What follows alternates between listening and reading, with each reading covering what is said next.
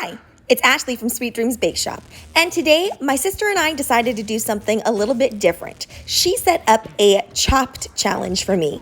Now, if you don't know what Chopped is, it's a Food Network show where they usually give you a basket of ingredients, and you can usually add to whatever ingredients you want, but you have to use whatever in the basket. We're doing things a little bit differently, so I do need to use everything that's in the basket, and I can't really use anything else additionally. The only thing I do end up adding is things like baking soda and baking powder.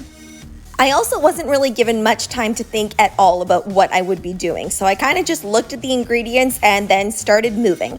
The added difficulty of this challenge is that my sister doesn't really have a whole lot of baking supplies, and a lot of the ingredients she has, she only had partial ingredients. So I really had to rack my brain to see what I was going to do.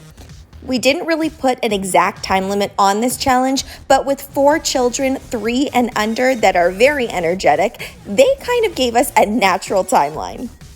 So looking at all of the ingredients, the goldfish crackers being the most strange and out there out of all of them, I decided that I would go with making a cookie. So as you saw earlier, I was browning that butter. Then I semi-pulverized those dry ingredients, trying to mask that cheesy taste of a goldfish cracker. They're quite savory. And now I'm just cooling off this brown butter, trying to do it fairly quickly. Once the brown butter was cool enough to the touch, I started mixing it with those eggs and some brown sugar.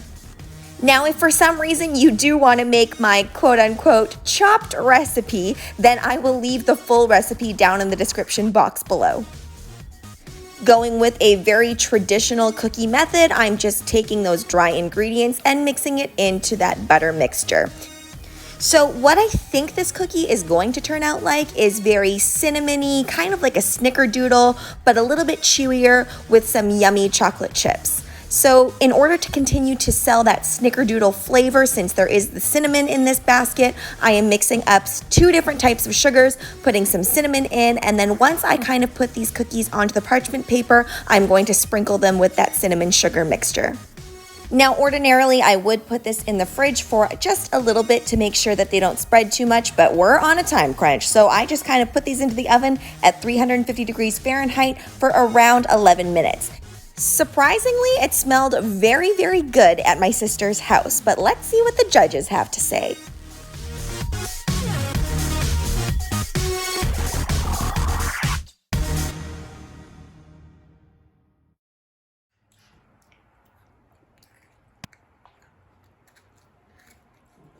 How is it, Ari?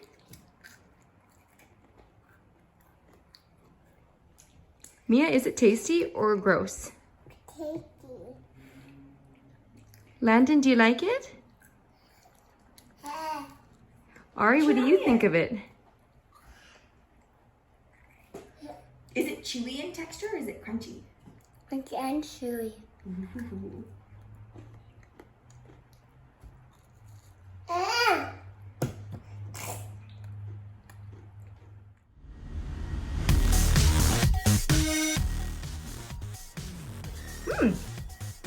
Really good. You wouldn't even know there was a goldfish in it. Thanks so much for watching, guys. Don't forget to like, share, and subscribe so you can be part of the Sweetie fam. Right now, I'm uploading daily, so make sure you hit that notification bell so you know when I upload. Also, be sure to comment, request, or ask a question. I love hearing from you guys. Bye!